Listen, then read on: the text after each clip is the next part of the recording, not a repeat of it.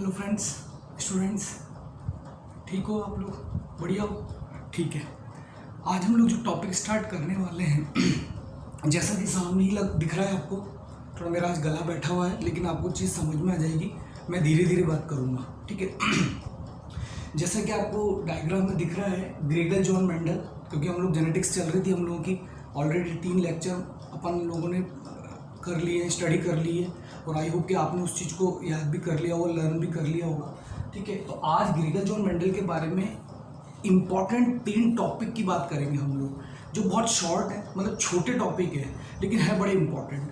मैं ये चीज़ बताना चाहूँगा आप लोगों को कि जो टॉपिक आज मैं बता रहा हूँ यहाँ पे मेंडल से रिलेटेड, वो टॉपिक ऐसे हैं कि जब हम लोग उनको पढ़ने बैठते हैं या स्टडी करने बैठते हैं तो हम लोगों को ऐसा लगता है कि बड़े इजी टॉपिक है, ये हमको याद हो जाएंगे या इनको हम बाद में कर लेते हैं या हम लोग इनको छोड़ देते हैं, ठीक है बच्चों। लेकिन एग्ज़ाम के पॉइंट ऑफ व्यू से ये बहुत इंपॉर्टेंट है। कई बार हम लोगों को छोटी छोटी चीज़ें हम लोग ने पढ़ रखी है लेकिन उसको हम लोग ऐसे सोचते हैं बहुत इजी क्या आएगा और हम लोग एग्ज़ाम में वो आ जाता है और हम लोग उसको छोड़ जाते हैं, ठीक है।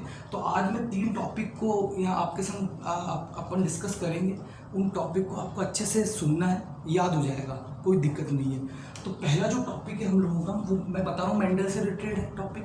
फर्स्ट जो टॉपिक है आपका, वो टॉपिक है मेंडलवाद की पुनः खोज। मेंडलवाद की पुनः खोज। मेंडलवाद की पुनः खोज मतलब rediscovery of Mendelism.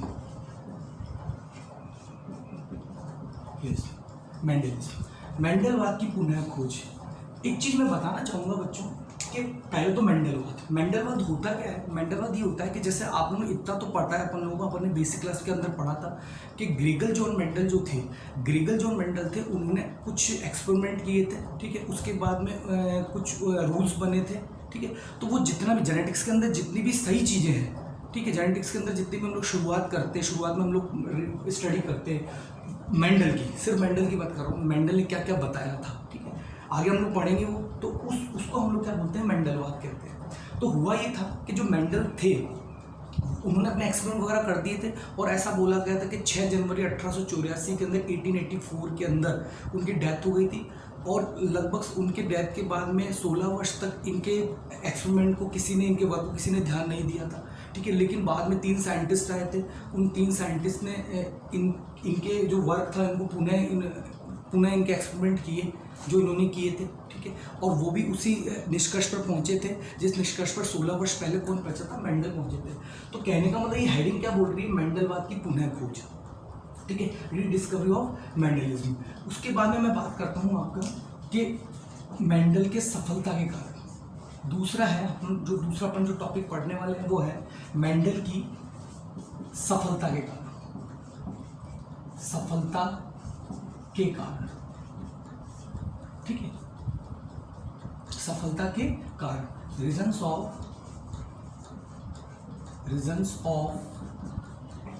Mendel success, SUCCESS, Mendel की सफलता के कारण।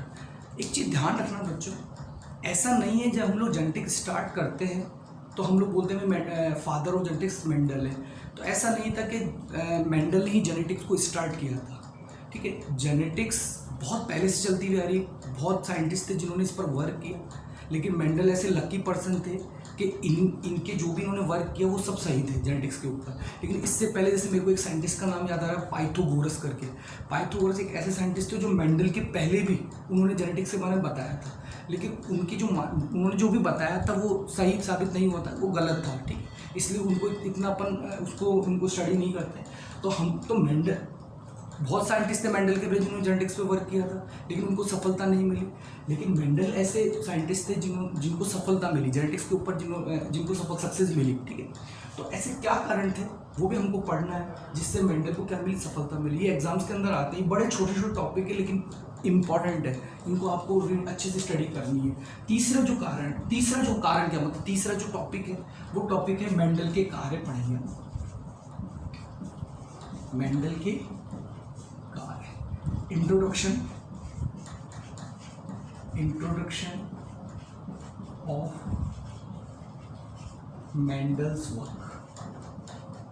इस टॉपिक के अंदर हम लोग जो जो जेनेटिक्स में मेंडल ने अपने वर्क किए हैं उसके बारे में हम लोग बात करेंगे। जैसे मेंडल ने अपने एक्सपेरिमेंट में जो पी प्लांट है उसको क्यों लिया वो भी मैं बताऊंगा कि भाई पी क्यों लिया, क्या उस वक्त कोई और प्लांट नहीं थे या उन्होंने पी ही प्लांट क्यों लिया, ठीक है। या उसमें कुछ ऐसे साइंटिस्ट भी थे जिन्होंने मेंडल के पहले कुछ प्लांट्स पर वर्क किया लेकिन उनको सफलता नहीं मिली, सक्सेस नहीं मिली। तो इसके अंदर हम लोग बात करेंगे कि मेंडल के कार्य, मेंडल ने कौन कौन से कार्य किए। तो ये 3 टॉपिक है, बहुत छोटे टॉपिक है, तो इन टॉपिकों को अपन क्लियर करेंगे, ठीक है। चलो, अब सबसे पहला जो टॉपिक है वो हमारा है मेंडलवाद की पुनः खोज। देखो, मेंडलवाद की पुनः खोज मैं फिर बता रहा हूँ आपको। स्टार्ट अपन करते हैं कि मेंडल ने अपने जो वर्क किए थे, वर्क कर लिए, उसके बाद में 6 जनवरी 1884 के अंदर इनकी क्या हो गई थी, डेथ हो गई थी, ठीक है। डेथ होने के 16 वर्ष बाद, डेथ होने के 16 वर्ष बाद, लगभग 1900 के अंदर 3 साइंटिस्ट थे। मैं तीनों साइंटिस्ट को अलग अलग बता देता हूँ, ये बहुत इंपॉर्टेंट है, पूछा भी जाता है एग्जाम के अंदर। पहले जो साइंटिस्ट थे हमारे साइंटिस्ट थे ह्यूगो डिवरिज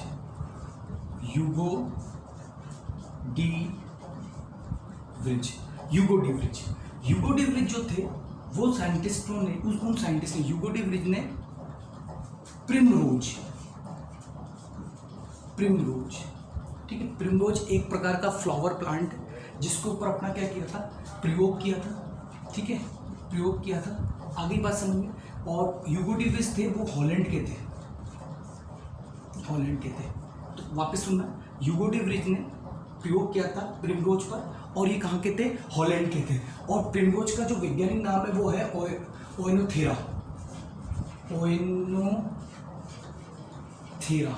ओएनोथेरा लेमेरिकाना,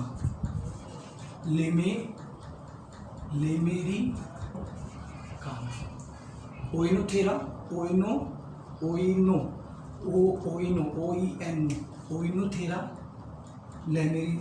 लेमेरिकाना, ये प्रिमरोज इनका साइंटिफिक नेम है, ठीक है। इन्होंने इस पर वर्क किया था।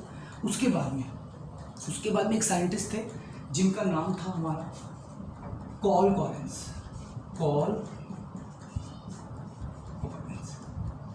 जो थे, कॉल कॉरेंस तुम्हारे अपने जर्मनी के थे, और इन्होंने मक्का पर अपना कार्य किया था। मक्का पर क्या किया था, प्रयोग किया था, ठीक है। थर्ड जो साइंटिस्ट थे उनका नाम था शेरमेक।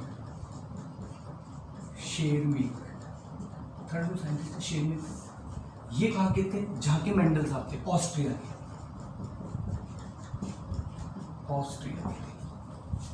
इन्होंने विभिन्न पुष्पों पर अपना क्या किया था, प्रयोग किया था। विभिन्न